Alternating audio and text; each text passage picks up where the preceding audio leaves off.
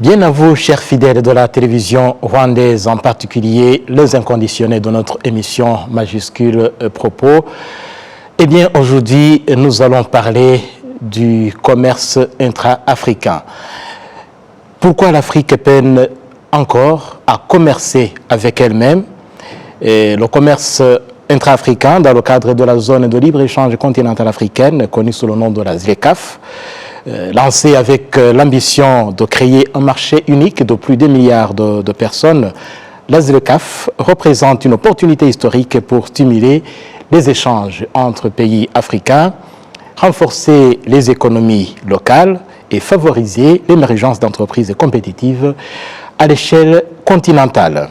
Et pourtant, malgré ce potentiel immense, le commerce intra-africain reste encore limité et fait face à de nombreux défis. Alors, où en sommes-nous aujourd'hui et pourquoi justement l'Afrique peine toujours à commercer avec elle-même?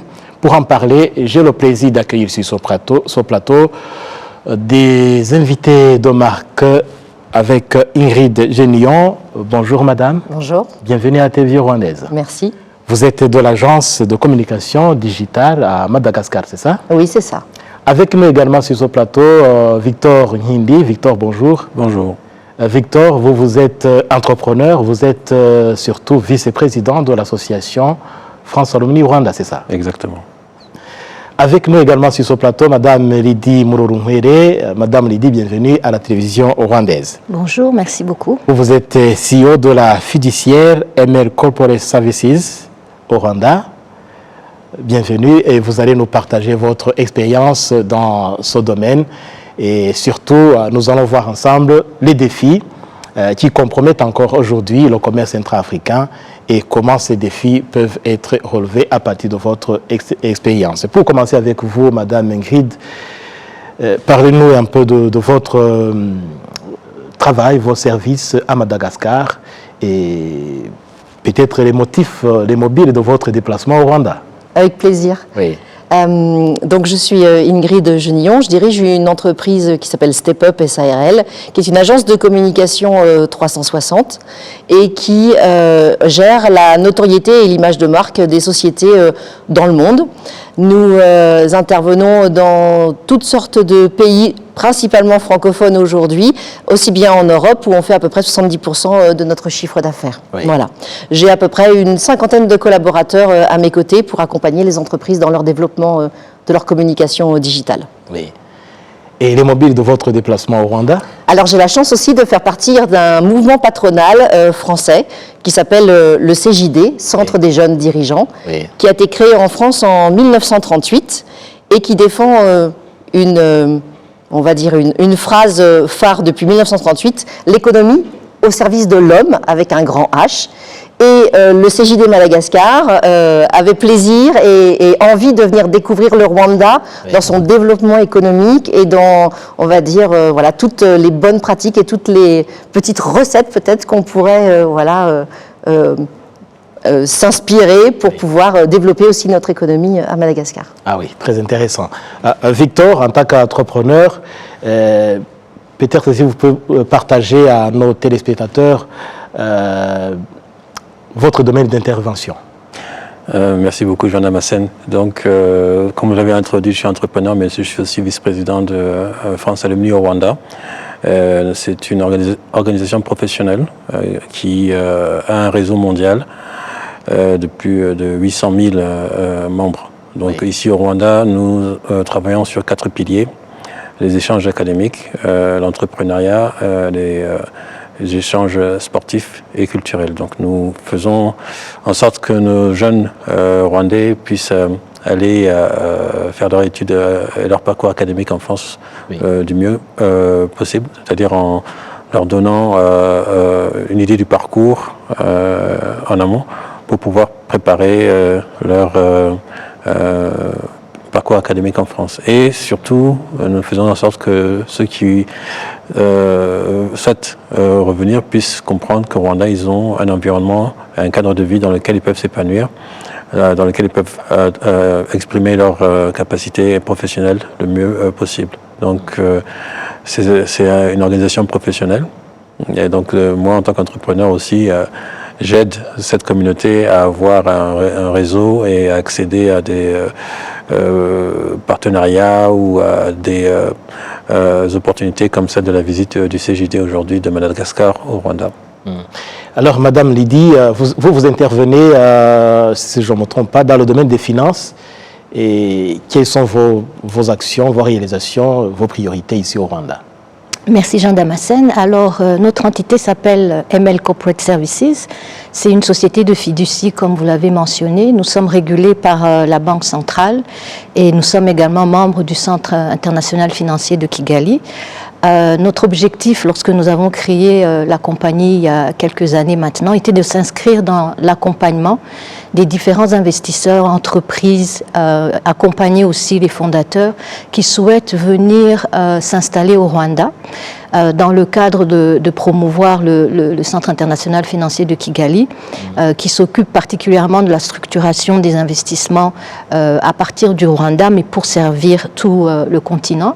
Donc dans l'accompagnement, ce que nous faisons, c'est d'essayer de comprendre, pour peut-être appuyer ce que Ingrid disait, le côté humain, mais aussi le côté économique, pour une entreprise qui décide de s'installer ici au Rwanda en venant de Madagascar ou en venant de l'Afrique de l'Ouest, comprendre nos réalités, pouvoir les accompagner aussi à évoluer dans notre écosystème pour leur permettre d'avancer et de grandir.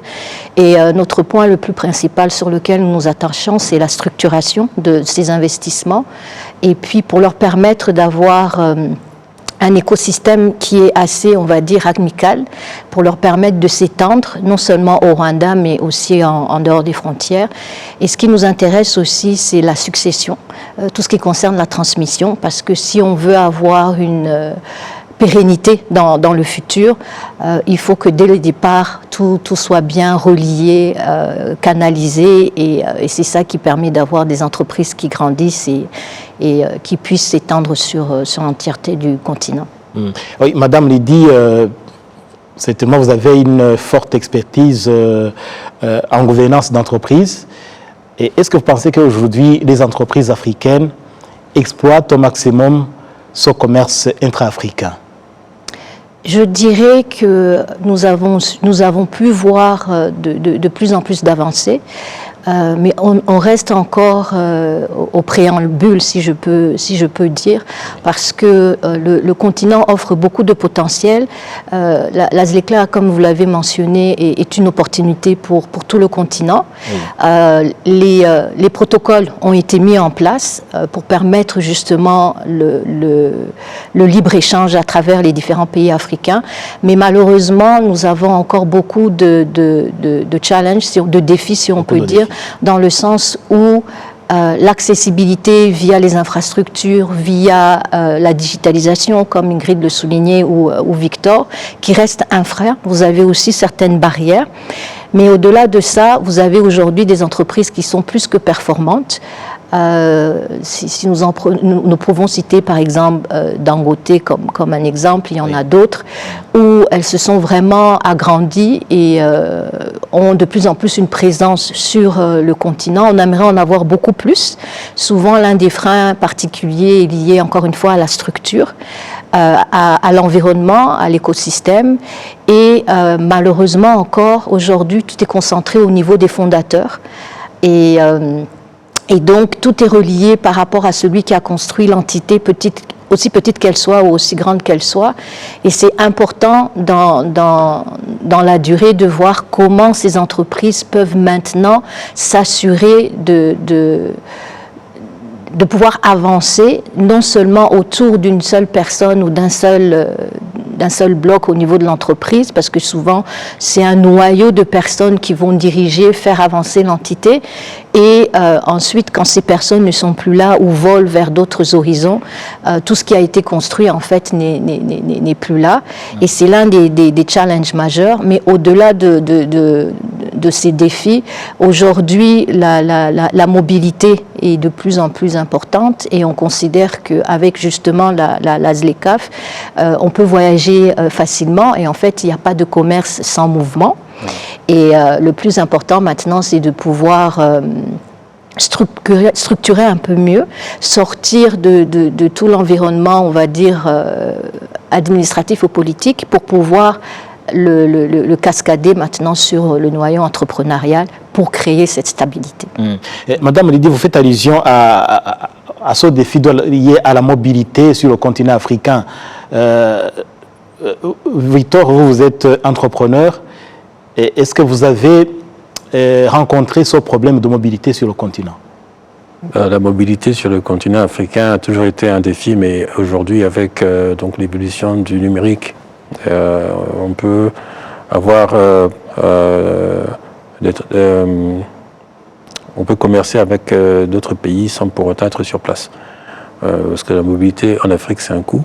La mobilité en Afrique, c'est du temps qu'on n'a pas forcément envie que ce ne soit pas nécessairement un frein à notre développement. Oui. Donc ce qui est le plus important, je pense, aujourd'hui par rapport à la mobilité en Afrique, c'est la capacité des dirigeants et de la jeunesse à comprendre les défis de l'employabilité à l'ère du numérique ou alors à l'ère de l'intelligence artificielle. C'est le plus important aujourd'hui. C'est des choses que nous vivons au jour le jour et qui permet, pour un pays que je connais bien comme le Rwanda, de mettre en place des conformités et des régulations qui permettent justement à cette jeunesse de se projeter et de venir soit exercer leur entreprise au Rwanda, leur métier, ou alors choisir de vivre au Rwanda parce que cet environnement a été mis en place. C'est-à-dire qu'on peut avoir une régulation, une conformité sur la protection des données, sur le côté légal, le côté fiscal, et qui sont absolument fondamentaux pour l'établissement et la pérennisation d'une entreprise. Donc si ces éléments ne sont pas en place dans les 54 pays en Afrique, c'est très difficile de justifier la mobilité à partir de là. Vous allez dans un pays parce que vous savez que vous pouvez vous y épanouir dans la durée. Et le Rwanda a pu démontrer depuis 30 ans que c'est possible avec une structuration, une clarté et une prévisibilité dans l'investissement qu'on peut attirer les capitaux et les individus. Madame Ingrid, si je reviens toujours sur ce problème de mobilité, partagez-nous votre expérience quand vous quittez par exemple Madagascar pour le Rwanda. Comment ça se passe? C'est facile de se déplacer, de faire ce déplacement? Alors, je dirais que, pour rebondir un peu sur ce qui a été dit par Lydie, par Victor, le numérique nous a beaucoup aidé parce qu'on a pu organiser déjà nos partages, nos échanges, nos rencontres en amont très facilement. Ça a été vraiment un facilitateur. Et ensuite, dans notre déplacement, ce qui a été extraordinaire, c'est déjà on n'a pas besoin de visa. Oui. Ça c'est quand même extrêmement facilitateur. Il y a une distribution aérienne du continent qui est extrêmement bien faite, donc on ne venait pas tous forcément de Mada parce que certains étaient en déplacement dans d'autres pays, mais on a pu tous se retrouver et arriver au même moment, donc c'était extrêmement facilitateur. Je dirais que pour nous qui sommes sur une île, oui, les déplacements, on rencontre exactement les mêmes contraintes que vous à notre échelle aussi sur le territoire, mais aussi quand on veut sortir de notre territoire à une échelle plus large. Donc la facilité du numérique, la facilité de la connectivité et des connexions qu'on peut faire en amont est quand même facilitateur de notre déplacement. Et pour venir, ça a été un grand avantage pour nous en tous les cas. Ah oui, vous intervenez dans le domaine du numérique. Oui. Est-ce que vous trouvez que le digital influence-t-il concrètement ce commerce intra-africain déjà? Oui, je pense qu'il l'influence. L'impact du digital est déjà est déjà là, mais pas suffisamment, je dirais. Il est déjà là parce que aujourd'hui, comme tout le monde, dès que vous voulez avoir une information sur une marque ou sur une personne même que vous avez rencontrée, tout de suite vous tapez son nom, tout de suite vous allez regarder ce qu'elle fait, son business, la manière dont elle présente sa marque, sa notoriété. Donc en fait, c'est effectivement nécessaire et je dirais c'est incontournable et ça l'est encore plus avec l'intelligence artificielle. Aujourd'hui, il faut être connecté dans son pays, mais connecté aussi au-delà de son pays pour suivre je dirais juste l'évolution du business, l'évolution mondiale et faciliter les rencontres. Et parlons maintenant parlons de ce commerce intra-africain. Madame Lydie, sur le plan fiscal, est-ce que il n'y a pas des défis qui compromettent les entreprises quand elles veulent opérer dans des pays africains? De ce côté-là, il n'y a pas de défis qui doivent encore être relevés. Merci Jean Damascène. Comme vous l'avez mentionné, effectivement, il y a encore des défis. Mais ce que la ZELCA a pu aussi établir par rapport à certains protocoles en mettant en place des régulations pour ce qui concerne les services, les biens, les tarifs douaniers, mais aussi la possibilité de régler les différends entre les pays. Maintenant, ce qui reste à peut-être renforcer à ce niveau-là, c'est de s'assurer que, par exemple, quand je quitte le Rwanda pour aller au Madagascar ou ailleurs, quand je ne fais pas partie du même bloc économique, que je n'ai pas à avoir beaucoup de tracasseries, si je peux dire, au niveau de l'imposition. On a besoin de comprendre qui décide, qui dirige, qui finance, etc. Oui. Et aujourd'hui, l'une des barrières principales, c'est lorsqu'on est une entreprise qui évolue déjà dans un pays et qui souhaite s'étendre sur une autre juridiction. Elle va être confrontée à différentes formes de taxation.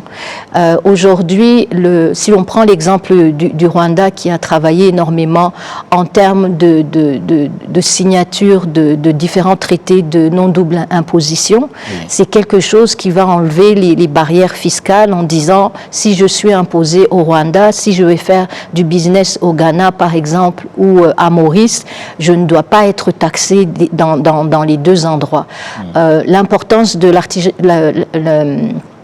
tout ce qui est digitalisation technologique, quand vous avez des systèmes qui sont reliés, qui sont interconnectés, il y a aussi une partie traçabilité qui devient facile à regarder, parce qu'il faut reconnaître que dans beaucoup de pays encore africains, on est encore dans tout ce qui est papier.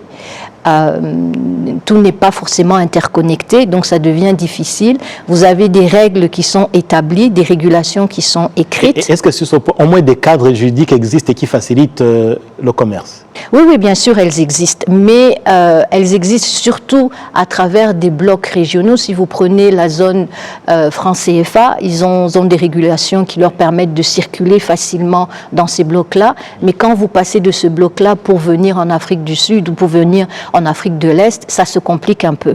Oui. Donc ces barrières-là doivent être levées petit à petit, parce que souvent il y a aussi la réalité où les politiques ou les gouvernements avancent assez vite en termes de mettre en place ces règles ou ces lois en place, mais leur application devient beaucoup plus compliquée.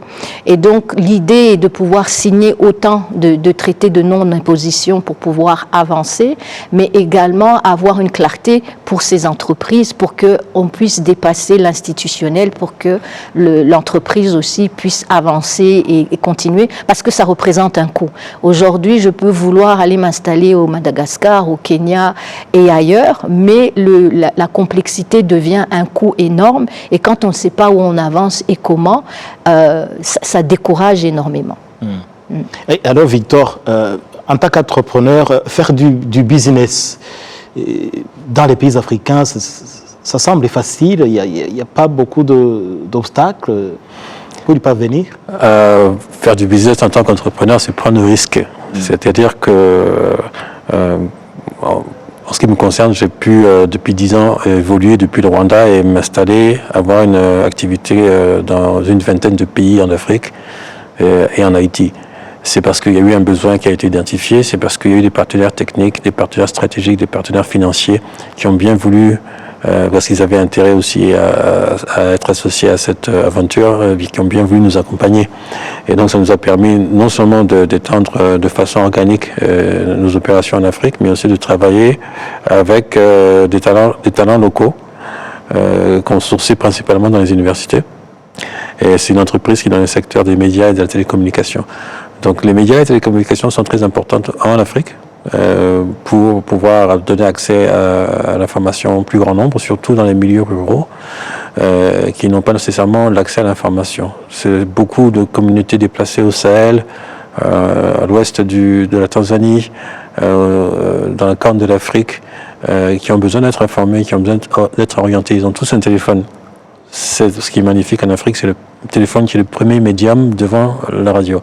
Mais ils n'ont pas nécessairement accès aux données, à la data, pour accéder à Internet. Donc notre solution, elle est endémique. C'est une solution locale pour les problèmes locaux, qui est née au Rwanda, mais qui sert le plus grand nombre, dans une vingtaine de pays en Afrique, et à travers des technologies qui sont tout à fait abordables, donc low-tech, et qui permet, sans avoir Internet, à accéder à du contenu en format vocal pour accéder à ces informations, etc. Et aider aussi les gouvernements, aider les institutions, les ONG à faire des campagnes de communication massives, mais dirigées, orientées et traitées par des données, des analyses qui font que l'impact peut être calculé, l'impact peut être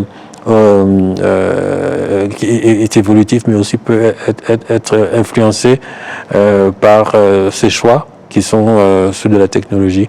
Ce qui n'est pas le cas des médias conventionnels.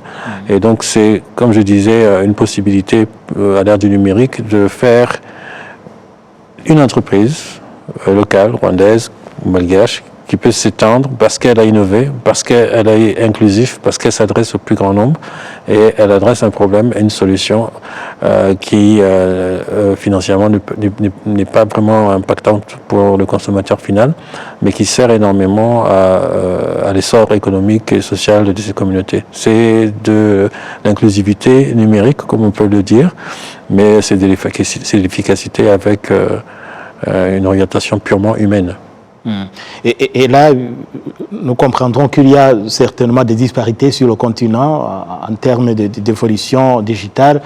Madame Ingrid, vous qui êtes dans le numérique, quels sont les principaux obstacles que vous rencontrez sur le continent africain en termes de digital? Sur le digital, il y a certainement des obstacles qui compromettent cette évolution, ces échanges entre pays africains. Carence d'infrastructures ou... Alors, je rejoindrai Victor qui parlait effectivement de l'accès à la data.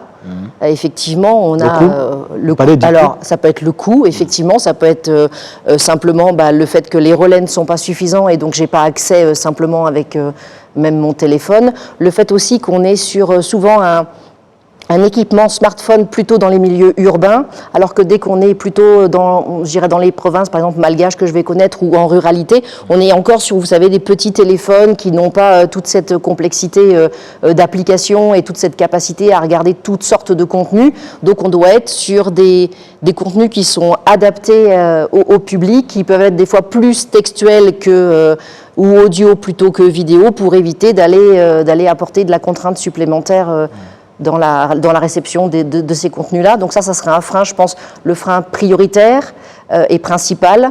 Et ensuite, je ne vois pas trop de deuxième frein comme ça, là, tout de suite, spontanément. Ce serait pour moi le frein principal. Si on permet l'accessibilité facile d'un point de vue coût, comme d'un point de vue disponibilité, comme d'un point de vue aussi équipement, parce qu'un smartphone, c'est aussi un coût à l'achat, et le device est aussi assez coûteux. Je pense que déjà là, on réglerait une grande majorité de la difficulté à l'accès, je pense. Et est-ce que, Madame Ingrid, d'après ce que vous expérimentez sur le terrain, est-ce que vous trouvez suffisamment de volonté politique pour les leaders africains de promouvoir ce numérique qui est le levier de l'économie mondiale aujourd'hui? Oui, je dirais que oui, et je dirais surtout une force importante des entrepreneurs qui ont envie de développer, d'engager leur pays, de s'engager aux côtés même de leur gouvernement et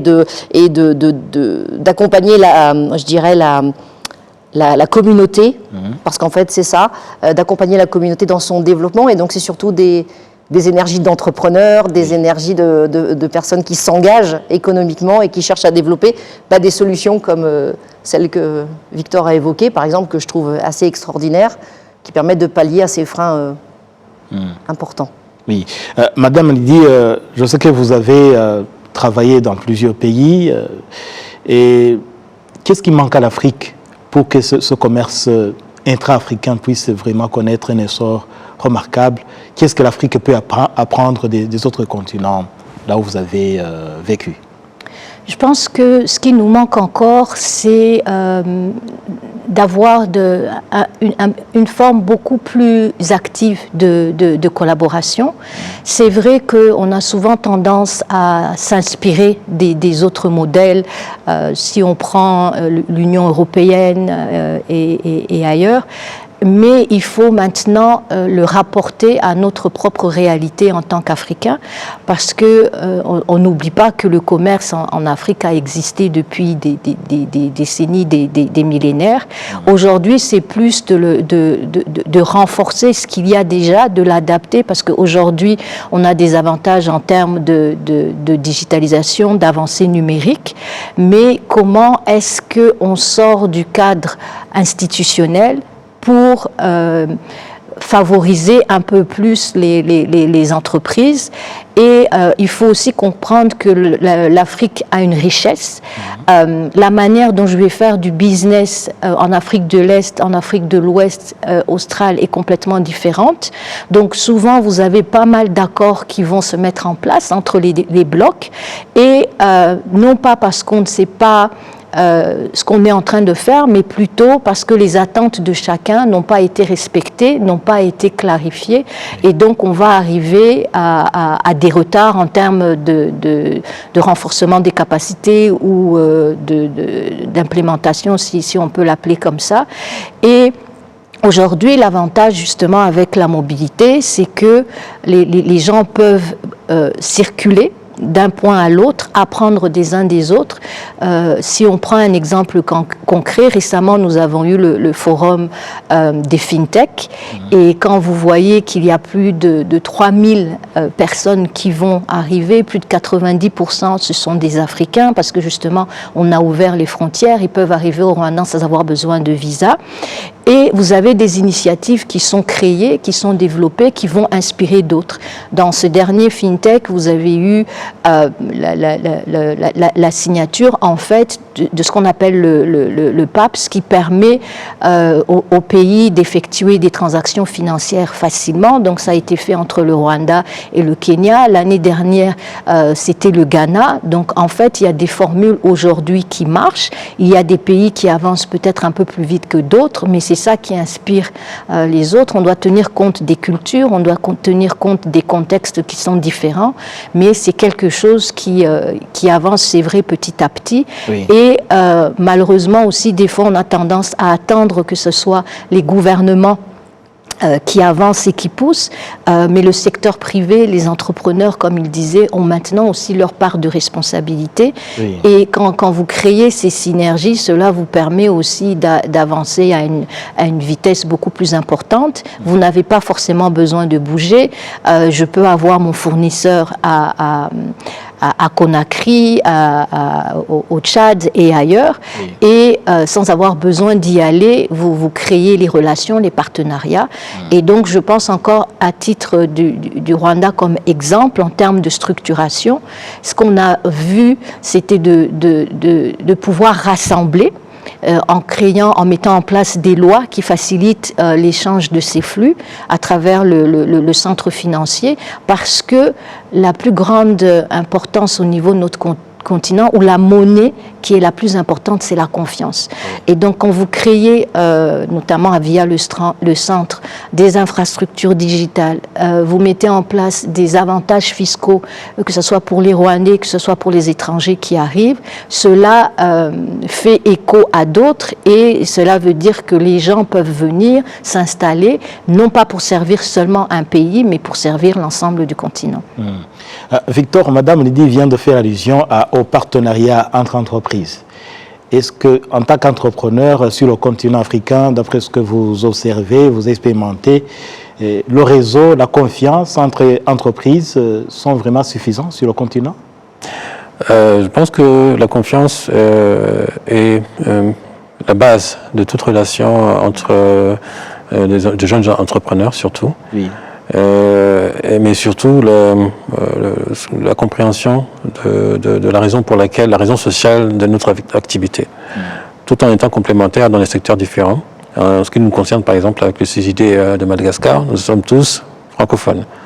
Et c'est aussi une autre opportunité aujourd'hui pour, pendant ce mois de la francophonie, de rappeler que le Rwanda est vraiment un pays francophone, ils l'ont constaté eux-mêmes. Et donc on a ça en commun, le langage, très important. On peut se parler et on peut se comprendre, mais aussi on peut travailler sur la diversité de nos secteurs, sur une solution ou bien un produit ou bien un service commun qu'on peut développer ensemble au Rwanda, à Madagascar ou dans la sous-région. Donc ces éléments de convergence sont importants. Lorsqu'on n'a pas le même langage, lorsqu'on n'a pas les mêmes cultures, lorsqu'on n'a pas, comme avec France Alumni par exemple, qui se reconnaissent beaucoup avec le CJD, il y a beaucoup d'alumni de France aussi à Madagascar, c'est des superpositions de compétences et d'intérêts qui renforcent justement cette capacité à avancer plus vite et à avoir de la confiance et à implémenter des projets communs. Donc c'est, je dirais, une complémentarité d'idées et de disponibilité de talents qui peuvent aussi apporter des projets communs dans la région, en Afrique subsaharienne. Donc si ces éléments ne sont pas disponibles, ça va être le parcours du combattant. Ça va être beaucoup d'incompréhension, ça va être beaucoup de freins et beaucoup de frustration.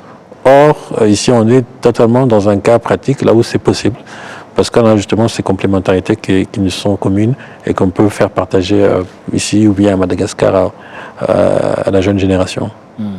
Alors, nous savons que le développement du numérique dans le monde a supprimé les barrières.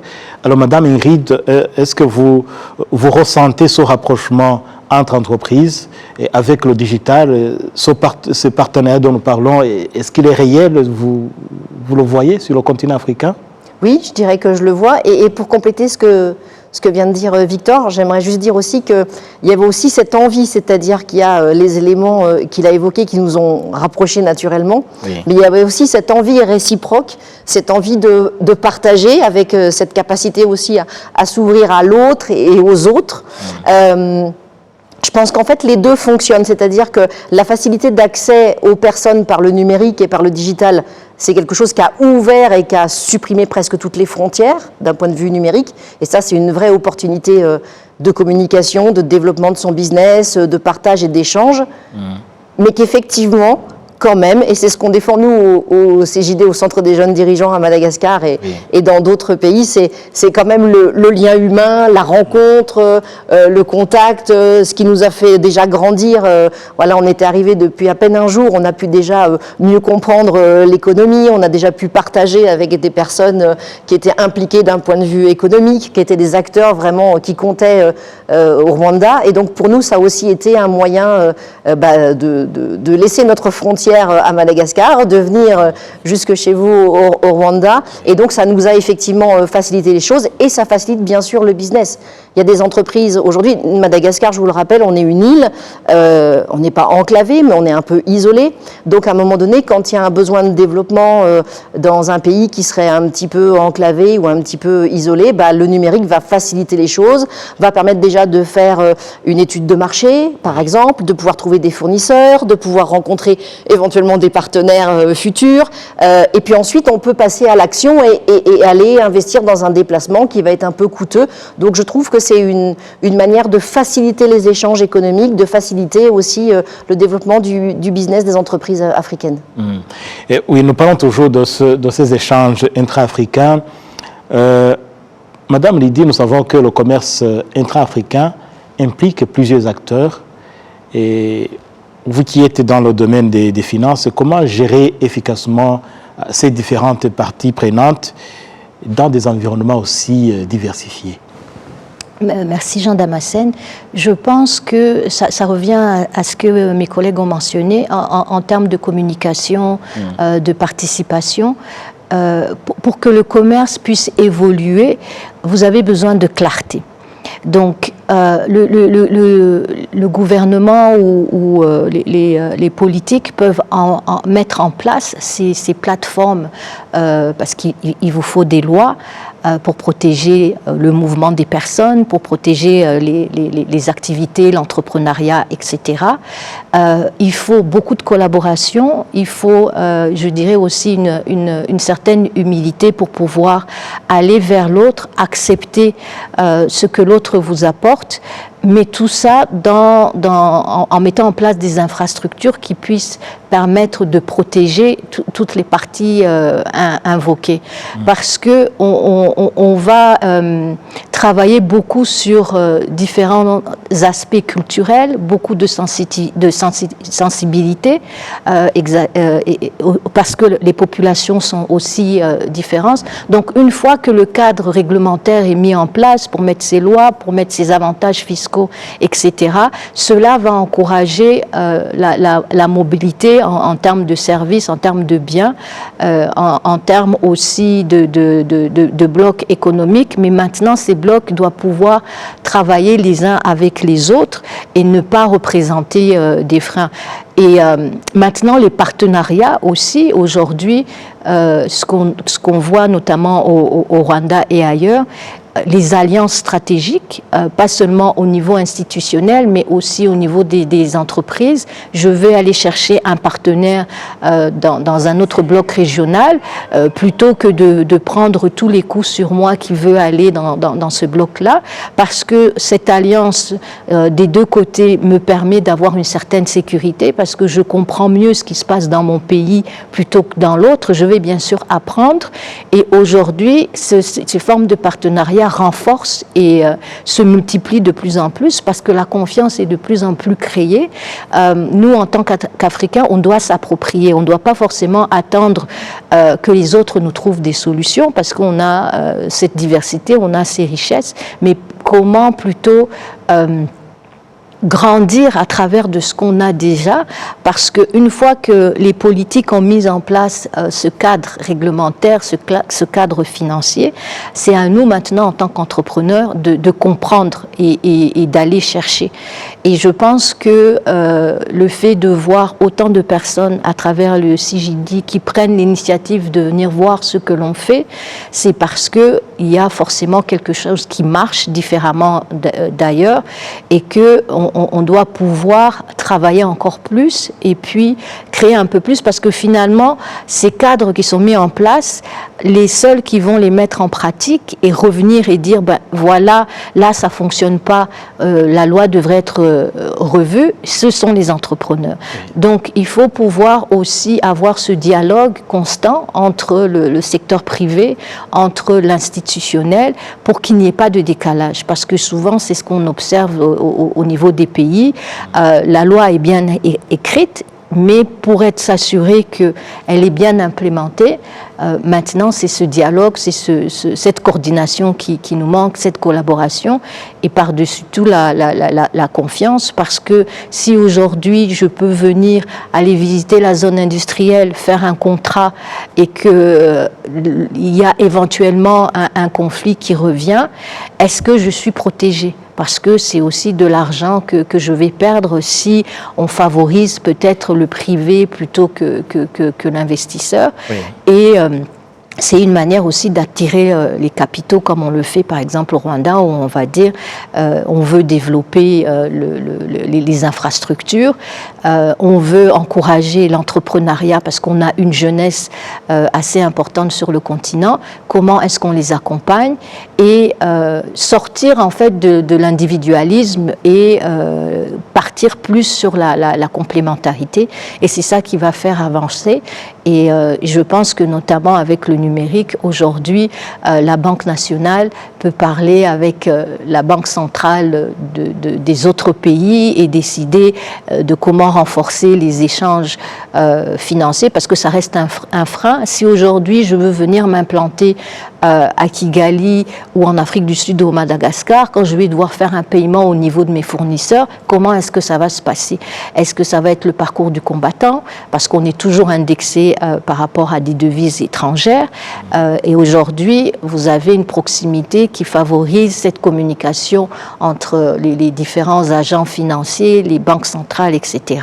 Parce que si je ne peux pas envoyer un paiement à l'autre bout du continent, comment est-ce que je vais faire évoluer le business entre les deux pays? Oui, Madame Lydie, vous faites allusion à la jeunesse, et nous savons que plusieurs pays africains, sinon tous, ont ce dénominateur commun. L'Afrique est un continent jeune. Alors Victor, je voudrais vous demander est-ce que les jeunes sont associés à ce que vous faites comme entrepreneurs? Les jeunes entrepreneurs ont de la place. Et là où vous voyagez sur le continent africain, ils sont appuyés pour s'intégrer justement dans ce commerce intra-africain. Oui, les jeunes, par définition, sont impliqués puisque c'est la majorité, 70% de moins de 30 ans en Afrique. Au Rwanda, c'est à peu près aussi le même chiffre. Oui. Mais ils sont impliqués parce qu'ils sont aussi, en ce qui nous concerne, le Rwanda, accompagnés, supportés. C'est-à-dire que si ces défis du numérique dont on parle, surtout aujourd'hui avec l'intelligence artificielle, ont pu être adressés ici au Rwanda avec un cadre légal, un cadre technique, c'est-à-dire la conformité liée à, par exemple, à la protection des données, liée à la fiscalité, à la taxation, qui ont permis maintenant, le Rwanda l'a prouvé au premier trimestre 2026, d'attirer justement des organisations comme Anthropic, comme OpenAI, qui viennent au Rwanda avec des accords avec le gouvernement, mais pour le bénéfice du secteur de la santé, de l'éducation, de l'agriculture, comme Zipline par exemple, qui maintenant non seulement fait la livraison de médicaments par drone, mais aussi va pouvoir étendre son champ d'activité sur d'autres d'autres secteurs plus pratiques comme l'agriculture et autres. C'est-à-dire que dans tous ces cas, ce sont des opportunités qui sont données à la jeunesse de pouvoir maintenant s'exprimer beaucoup plus rapidement parce qu'ils sont exposés aussi quand même à une interculturalité. Oui. Cette interculturalité fait que cette jeunesse est obligée de travailler dans le même esprit qu'une entreprise allemande, une entreprise indienne, une entreprise française, etc., de connaître les exigences professionnelles et de se mettre à niveau très vite, sans pour autant avoir un cycle académique à l'étranger. Mais tout en restant au Rwanda, apprendre, être exposé, mais aussi être épanoui professionnellement dans cette activité. Donc c'est des jeunes non seulement qui en bénéficient de cette évolution du numérique, de l'intelligence artificielle, mais qui aussi ont la chance d'être inclus dans le pipeline de distribution de ces opportunités, comme les entreprises que nous avons au Rwanda qui sont dans la mobilité, dans l'éducation, dans la santé, c'est des start-up, mais qui sont dans cet environnement inclus, parce qu'ils sont aussi acteurs. À un moment donné, ils grandissent en capacité, en compétences, et sont tout à fait bankable comme entreprise, s'exportent Oui. partout en Afrique maintenant. Et c'est cette jeunesse-là dont je parle. Celle qui est au-delà du risque d'entrepreneur, prête à sortir de sa zone de confort, à innover, à créer et à s'exposer et pour in fine être dans un niveau de compétence équivalent à ce que vous pouvez trouver dans les meilleurs centres industriels ou entrepreneuriaux en Europe ou aux États-Unis. Et ça fonctionne.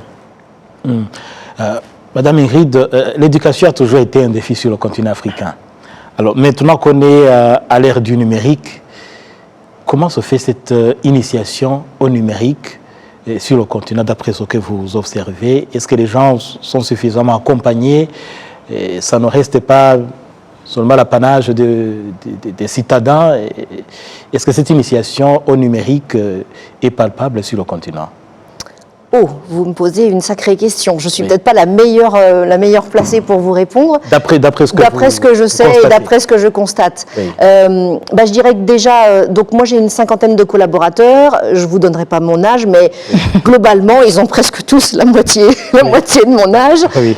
Parce qu'effectivement, le numérique attire la jeunesse de manière naturelle et spontanée, et en plus, clairement, ils ont une facilité d'acquisition de l'outil, une facilitation vraiment dans la maîtrise de toute cette dimension numérique, intelligence artificielle, enfin, une appétence vraiment naturelle pour ça. Donc je dirais qu'il y a déjà cette capacité naturelle, ça c'est la première chose.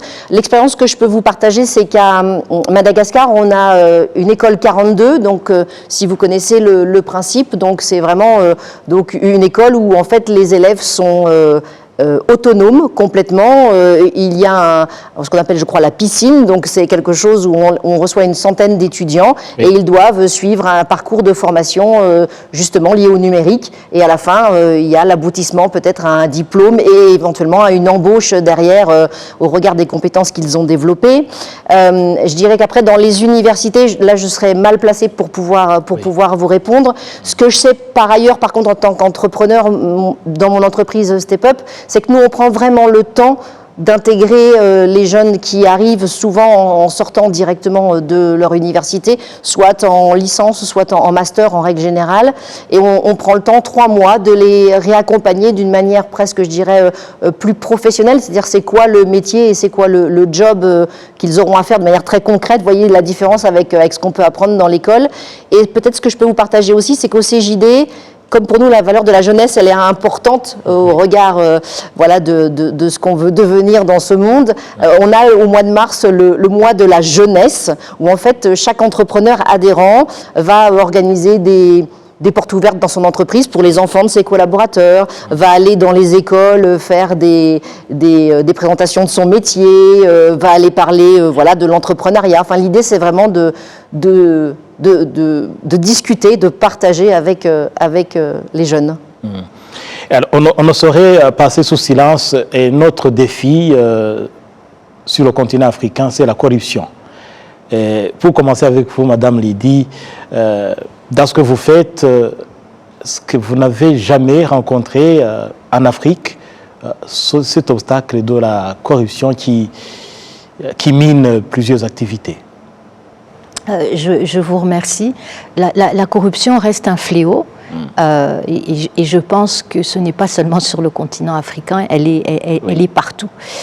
Et quand nous voyons par exemple les indices de la Banque mondiale, on voit que c'est toujours le continent africain qui est en arrière malheureusement. Par défaut, oui. Mais je pense que c'est quelque chose qui est aussi en train d'évoluer parce que quand vous emmenez le numérique et la digitalisation, ça veut dire que vous réduisez la connexion en fait entre la personne et le cash et le papier. Donc, quand vous avez une juridiction ou un pays où la digitalisation est très avancée, et on va prendre le cas du Rwanda, de Maurice et ailleurs, il est très difficile en fait d'avoir le même taux de corruption que dans des pays où tout est encore complètement informel. Oui. Et c'est ça, en fait, qui pousse aujourd'hui les États à s'inspirer des pays voisins ou un peu plus éloignés pour venir apprendre comment ces structures, parce que ce sont des infrastructures à mettre en place, pour justement limiter au maximum le fléau. Et aujourd'hui, quand on parle d'entrepreneuriat ou de business, pour éviter justement d'être catalogué en tant que pays le plus corruptible, etc. Il y a des choses qui sont mises en place. On doit répondre aux normes internationales. On a ce qu'on appelle FATCA, tout ce qui est lutte contre le blanchissement d'argent, etc. Ça veut dire qu'on doit travailler sur tout ce qui est capacité. Aujourd'hui, si j'ai un investisseur qui arrive et qui veut juste se contenter de faire des paiements en cash et qui ne veut pas rentrer dans le système banquier ou financier, ce sont des choses qui devraient nous alerter. Parce que quand on parle de transparence, ça vient avec des infrastructures, des infrastructures digitales outillées où il est possible de tracer en fait ce flux financier. Ça fait partie aussi de ce que l'on fait et de ce que nos banques centrales essayent de réguler quand il s'agit des flux financiers, justement pour limiter au maximum la corruption. Et quand vous savez que quand vous passez d'un point A, par exemple de RDB, en cherchant votre licence au niveau de la Banque centrale ou du Capital Market, il y a des règles qui sont établies. Et aujourd'hui, par exemple, tous ces procédés sont faits de manière digitale.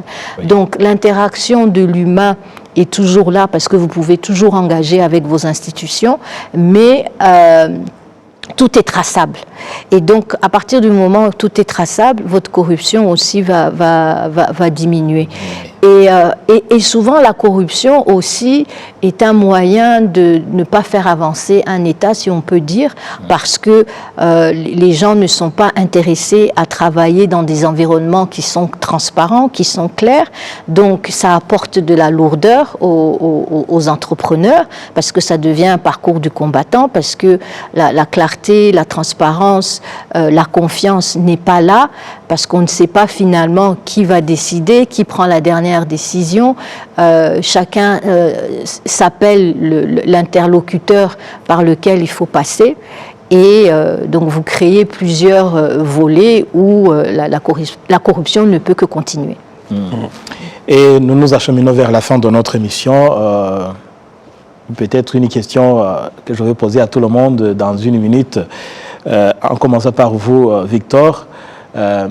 Qu'est-ce qu'il faudrait faire aujourd'hui pour que le commerce intra-africain ne reste pas inférieur à celui d'autres régions du monde? Je pense que la première chose qui vient à l'esprit, c'est d'ouvrir les frontières. L'exemple du Rwanda, comme l'a dit Ingrid tout à l'heure, est clair. Ça permet, au-delà du coût du transport, mais d'entrer dans un pays de la façon la plus simple et la plus facile possible. Oui. Donc si on peut faire circuler les hommes et les femmes, on peut aussi faire circuler les capitaux et on peut aussi stimuler les investissements plus importants pour les entreprises.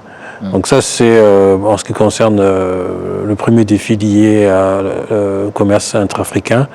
Ce défi, c'est celui justement d'accéder à des territoires en Afrique australe, en Afrique de l'Ouest, en Afrique du Nord, qui aujourd'hui sont malheureusement fermés. Et on peut être optimiste parce que l'exemple du Rwanda est adopté dans d'autres pays comme Maurice, comme le Bénin par exemple. Et donc on aura au fur et à mesure des facilitations pour les Africains sur le territoire africain. Après on parlera du coût du transport. Et un mot à vous aussi, Madame Ingrid, quels sont le plus grand obstacle à relever pour que le commerce intra-africain devienne une réalité?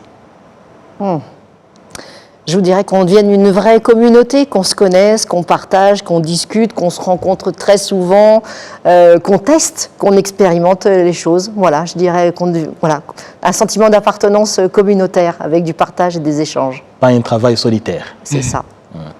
Et pour clôturer avec vous, Madame Lydie, d'après vous, quels sont les grands obstacles qu'il faut lever pour que cette zone de la libre-échange continentale africaine, la ZLECAf, devienne réellement opérationnelle et passe des paroles aux actes concrets? Merci. Vous l'avez dit, c'est l'action. L'action est importante. Et pour revenir à ce que Ingrid et Victor disaient, on a commencé l'émission en disant que c'était le libre-échange. Quand on parle de libre-échange, ça doit être vraiment libre. Oui. Et pas être découragé par les défis et apprendre à vivre en communauté, parce que le libre-échange devrait nous permettre un mouvement continu et pas retourner en arrière. Ensuite, par rapport à ce qu'on fait au niveau de ML Corporate Services, accompagner la structuration parce que c'est ça qui va créer la stabilité. Et enfin, quand on a la stabilité, il faut aussi penser à la succession parce que c'est ça qui va faire fonctionner le continent en fait, parce que on doit pouvoir sortir des cycles continus que nous avons connus, parce que on reste attaché à un modèle et on ne veut pas évoluer au-delà de ce modèle. Donc on répète les mêmes cycles, mais aujourd'hui, avec le numérique, avec la jeunesse, on a envie de sortir de ces barrières et peut-être pas seulement se focaliser sur les barrières et voir ce que chacun à son propre titre personnel peut apporter. Comme le dit souvent notre président, personne ne viendra nous sauver, on doit se sauver nous-mêmes, et donc la coordination et la collaboration et enfin trouver un équilibre entre l'institutionnel et l'entrepreneuriat, parce que chaque fois qu'il y a eu des déséquilibres, en fait c'est toujours au détriment détriment de l'autre et on n'arrive pas à avancer. Oui, et voilà, c'est sûr, Merci. c'est une note d'optimisme que nous allons clore notre émission, tout en espérant que les Africains vont prendre leur destin à main et qu'ils vont prendre conscience de ce potentiel énorme sur le continent et qu'ils vont accélérer, améliorer, développer davantage le commerce intra-africain pour le bien des peuples africains. Merci en tout cas à nos invités, Madame Ingrid Genillon, c'est ça? Oui, de merci. l'agence de communication à Madagascar. Merci beaucoup d'avoir répondu à notre invitation. Merci à vous. Victor Nhindi, entrepreneur, vice-président de l'association Alumni France Rwanda. France Alumni Rwanda. France Alumni Rwanda. Voilà. Merci d'avoir été des nôtres tout au long de ces émissions. Merci pour l'invitation. Merci également à vous, Madame Meridi Mlolongwere, CEO de la fiduciaire ML Corporate Services. Merci d'avoir répondu à notre invitation. Merci de votre accueil. Merci à vous également, les inconditionnés de notre émission Majuscule Propos. Merci d'avoir été des nôtres. Et prenez soin de vous. La télévision rwandaise reste à votre compagnie.